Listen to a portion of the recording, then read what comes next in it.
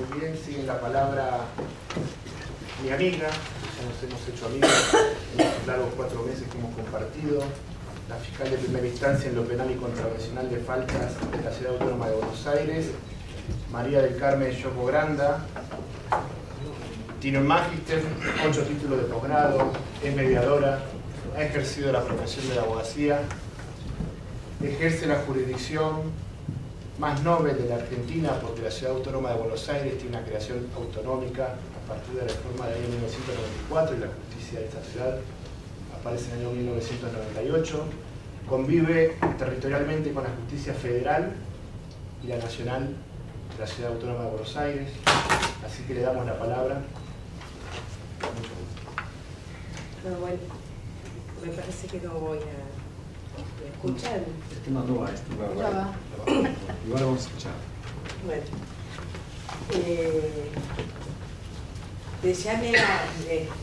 mi amigo me ha expuesto de la esquizofrenia de la que vengo, ¿no? La Ciudad de Buenos Aires, así las cosas, tiene justicia desde 1998 y coexiste también dentro de la Ciudad de Buenos Aires la justicia nacional y la justicia federal, que de sistema acusatorio esta no tiene nada, la federal todavía, ¿sí? Bueno, nosotros venimos de otra esquizofrenia también, que, con una tradición codificada y con una constitución prácticamente copiada de la de Estados Unidos. Con lo cual, el Power tampoco me lo pusiste. ¿Se puede poner eso?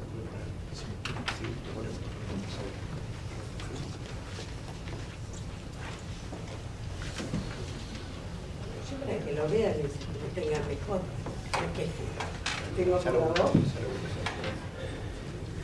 Bueno, así las cosas, creo que tenemos como 6 problemas menos que en México, pero en nuestro contexto federativo coexisten 25 códigos de procedimiento penal, de los cuales uno, que es el federal, es el inquisitivo o mixto, que es un poco más suave, pero todavía estamos como España, ¿no?, resistiéndose a la reforma acusatoria, y solamente el fiscal investiga por delegación del juez de instrucción. Está para la carpeta, para poner. No, perdón.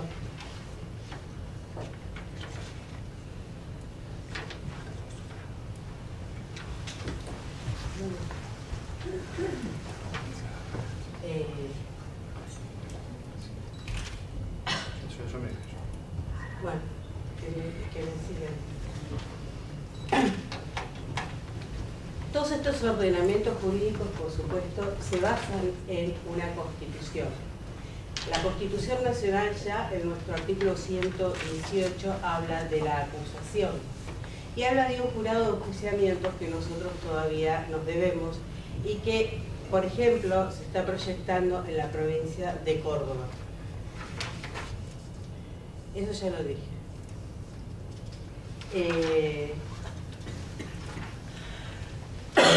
Entonces, hablamos de los derechos fundamentales, que el artículo 18 habla del principio nullo in crimen sine lege previa.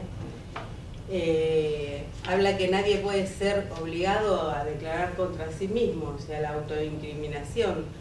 Esto es muy viejo, es de 1853 y sin embargo hoy sigue en boga. Es inviolable la defensa en juicio de la persona y de los derechos.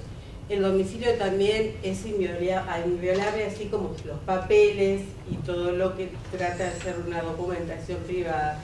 Inclusive hasta se ha entendido que Internet también debe ser inviolable, aunque tenemos muchos hackers. Así las cosas, también sobre la igualdad de armas o igualdad procesal, se encuentra el artículo 16 de la Constitución Nacional, y para integrar el elenco, digamos, armónico que tenemos, el artículo 75, inciso 22 de la Constitución Nacional también, digamos, lo tenemos a todos los tratados de derechos humanos con jerarquía constitucional. O sea, no están por encima, como en el caso de Costa Rica, ni por debajo, como en el caso de cualquier tratado internacional. Los de derechos humanos integran toda garantía constitucional, con lo cual nosotros podemos hablar de la defensa irrenunciable que tiene el Estado de proveerle al imputado un defensor de oficio cuando él lo requiera, que es el artículo 8 del Pacto de San José de Costa Rica, por ejemplo. Bueno, estos son todos los... llegamos con la reforma de 1994, entre otras cosas, le dio la Constitución, le dio a la ciudad de Buenos Aires una raigambre o una legitimación de origen constituyente. Pese a esto, todavía son arduas las luchas que tenemos con las otras justicias, porque nos transfieren competencias, pero no nos transfieren presupuesto. Y eso, por supuesto, que va en detrimento personal de cada uno de los operadores del sistema. Entonces, el artículo 129 nos habla de la Ciudad de Buenos Aires, tiene un régimen de gobierno autónomo con facultades propias de legislación y jurisdicción. En 1996 aparece la Constitución de la Ciudad de Buenos Aires. El artículo 10 del mismo vuelve a, digamos, a reintroducir todos los derechos y garantías de la Constitución Nacional, porque ninguna provincia, ¿sí? La Ciudad de Buenos Aires es como si fuese otra provincia, más allá del nomen iuris, puede modificar el piso de la Constitución Nacional. Siempre la tiene que subir, nunca modificar en lo que se trate de derechos y garantías. Así las cosas, llegamos al artículo 13 de la Constitución de la Ciudad, que más o menos voy a repetir los mismos principios que han repetido mis colegas. Garantiza la libertad de sus habitantes, parte inviolable de la dignidad de la persona, los funcionarios se atienden estrictamente a las siguientes reglas. Nadie puede ser privado de su libertad sin una orden fundada emanada de la autoridad judicial competente, salvo flagrante delito con inmediata comunicación al juez de garantías. Esto lo voy a hacer porque hasta ahora nadie lo ha dicho. El sistema es acusatorio, doble instancia, inmediatez, publicidad e imparcialidad son nulos los actos que vulneren las garantías procesales y todas las pruebas que se hubieran obtenido como resultado de los mismos, o sea, la prueba obtenida del fruto del árbol envenenado. Se prohíben las declaraciones de detenidos en comisaría, el allanamiento de domicilio, las escuchas telefónicas, el secuestro de papeles y correspondencias o información personal almacenada solo puede ser requerida por orden del juez competente, y este juez competente también va a ser el juez de garantía. No radica de la Ciudad Autónoma de Buenos Aires, peligrosidad sin delito, o sea que el legislador legisle delitos de peligro en abstracto o cualquier manifestación de derecho de acto. Así llegamos al elenco estable del artículo 107 del Poder Judicial de la Ciudad, que está compuesto por un Tribunal Superior de Justicia, el Consejo de la Magistratura y los demás tribunales que establezcan la ley. Y el Ministerio Público. El Ministerio Público integra el Poder Judicial. En este momento tenemos dos fueros, el contencioso administrativo y tributario, y el penal contravencional y de faltas. Bueno, ¿cuáles son las funciones del Ministerio Público? O sea, yo soy la que trabaja, ¿sí? La hormiguita laburadora soy yo. El Ministerio Público tiene autonomía funcional y autarquía dentro del Poder Judicial. Está a cargo de un fiscal general, un defensor general y un asesor tutelar de menores, y de menores y ausentes, ¿sí?